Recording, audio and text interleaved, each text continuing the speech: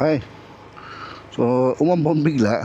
So, may gusto lang ako sa bukan. Tinaas ko ng konti yung angle ng camera. At the same time, yung focal niya ginawa nating wide. Kanina kasi naka-standard dwarf lang. Okay lang itong ganito kalakas. Huwag ka lang lalakas. Mababasa ako, brother. So, okay na to na. Same pa rin yung pagkakapatong lang ng mic sa mesh nung helmet, no? Hopefully ganyan lang siya.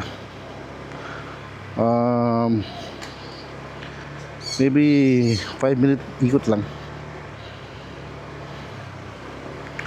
Sana hindi na lumakas kasi medyo babasa na tayo.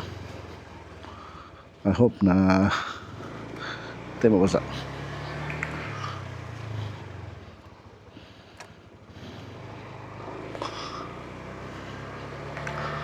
Okay, so yan, same template. Testing for landscape pa rin tayo. Landscape 4x3.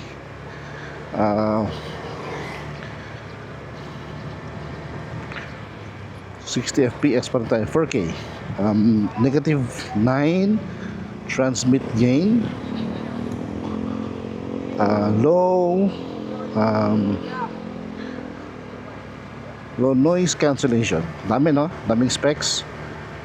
It may sound a bit technical, pero sa mga medyo marunong na sa mundo ng motovlogging, especially kung medyo kabisado nyo ang DJI, alam nyo na po yung sinasabi ko. So right now, medyo lumakas ang ulan. Tapos bigla ang testing na to, may naisip lang ako bigla. Labas tayo dito, punta tayo sa court. So yan, tinaas ko ng konti yung angle ng mic pataas. Kasi kanina baba nabababaan ako. So hindi ko lang alam kung makikita ko pa yung gauge ng speedometer natin, no?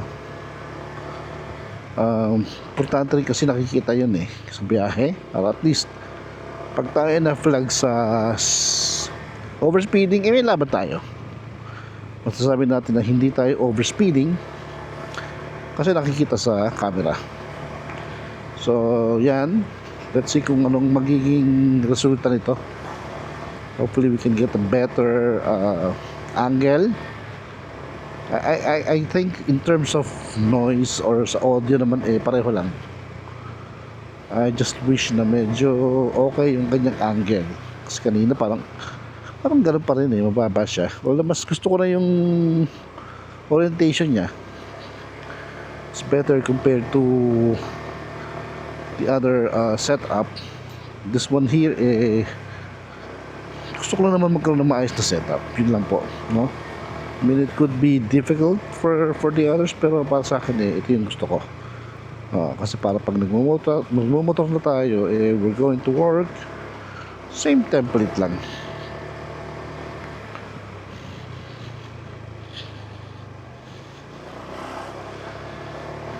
Ayan. So yan, labas tayo ulit dito. Dito siguro tayo lalabas ng subdivision kasi malakas, baka lumakas So maybe isang ikot siguro. Sige, try tayong gumambol na. Try natin umikot palabas. Sana ganyan lang siya. Yes, kapako pa yung dead cat. So let's see, labas tayo dito. Then hopefully we can get good footage and para masettle natin yung ating setup in terms of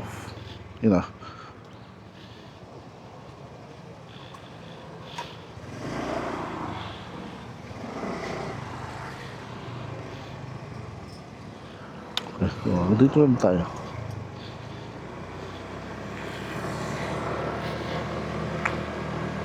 Let's go. So medyo praning lang ako ng konti para yung kapa ako sa mic. Again, nakapatong lang siya sa loob, wala siyang any form of adhesive or nakadikit. No, nakapatong lang siya. Mukha namang ano sarado naman yung mesh nung helmet sa babae. Tsaka although I hope I can buy, may mga nabibili palang magnet na maliit no? So if we buy one, then maybe yun ang ididikit natin using adhesive glue. O yung tinatawag nilang Gorilla Tape.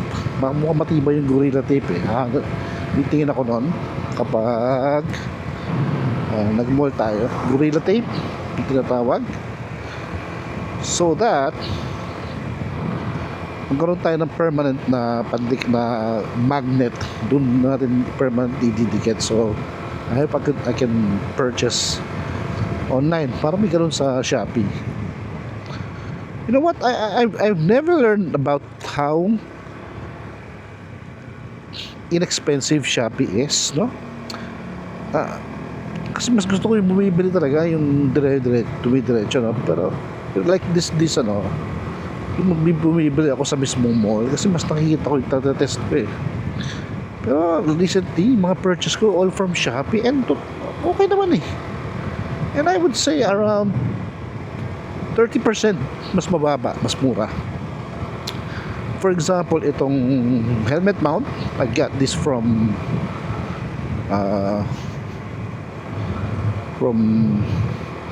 Shopee.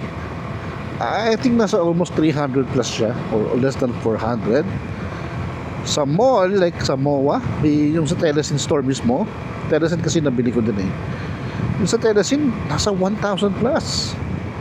Yung neck mount na binili ko sa mall, maabot ng 1,200 ata, no? Mahal. Kapag binili mo siya sa Shopee, around 400 pesos lang. So ang laki ng natipid ko. One of the biggest purchase that I had was my recently Holy Land, yung una-una kong Holy Land na mic set, recording mic set, no? Although hindi ko magamit kasi wala akong USB connector. Mahal pala, no? Titay sa Shopee baka meron din.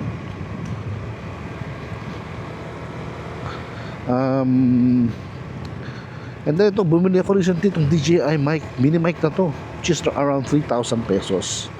Grabe, napakamura niya. The good thing about buying in Shopee is na meron silang tinatawag na Shopee Pay, which you can buy stuff for like mura siya, and at the same time installment, no, which is kind of affordable. So yun na yung mga purchases like yung mga magnetic mount ko, nabili ko doon 3 piraso, around 300 pesos plus, so parang 100 lang ang isa. Yung yung chin mount, yung Telesin, lahat yan. And yung recently na binili ko, which is matagal-tagal pa, kakabili ko lang kanina, and it will come out in about a week or so pa. So parang feeling ko magagaling pa yata ng China, which is nasa 800, no? And I suspect that's around 2,000 pesos pag binili mo sa shop mismo. Telesin siya. So kung nagmamadali ka at may pera ka, diretso ka sa store. If kung kaya na maghintay and you would like get almost 50% less, then I guess the best is to go to Shopee. Okay, siguro enough nitong ikot natin na to. Balik na tayo sa Westwood, and then itipat natin siya sa cellphone. Then let's listen to it, no? Para mag-feeling ko mas okay to, I guess, no? So wide angle, this is wide angle, 4x3 or 4/3 focal, yung niya, POV niya 60 fps at 4K, -9 gain in terms of yung audio, and low noise reduction. Yan, pasok na tayo dito muna sa pasok na tayo dito sa Westwood. And then let's check this setup. Hopefully it's better than the other one. Okay. Sige.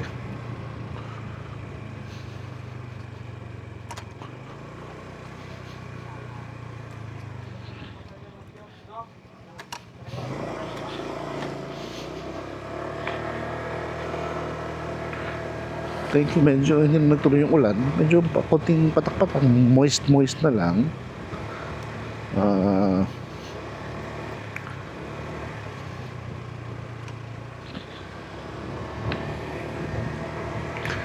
Ito yung main road ng Westwood 4 and Westwood 5.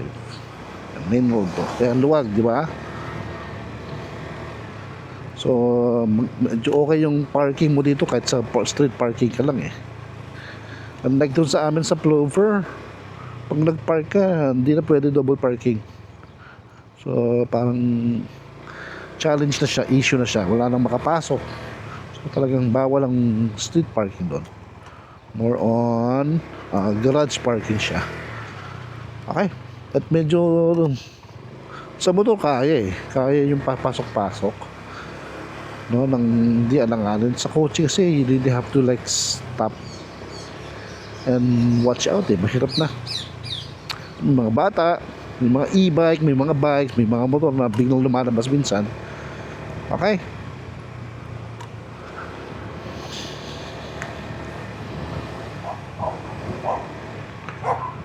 O sige po, dito na muna kami. This is Plover Street. Yan, medyo yung sabi ko sa inyo, masikip talaga dito. But it's okay, it's manageable naman.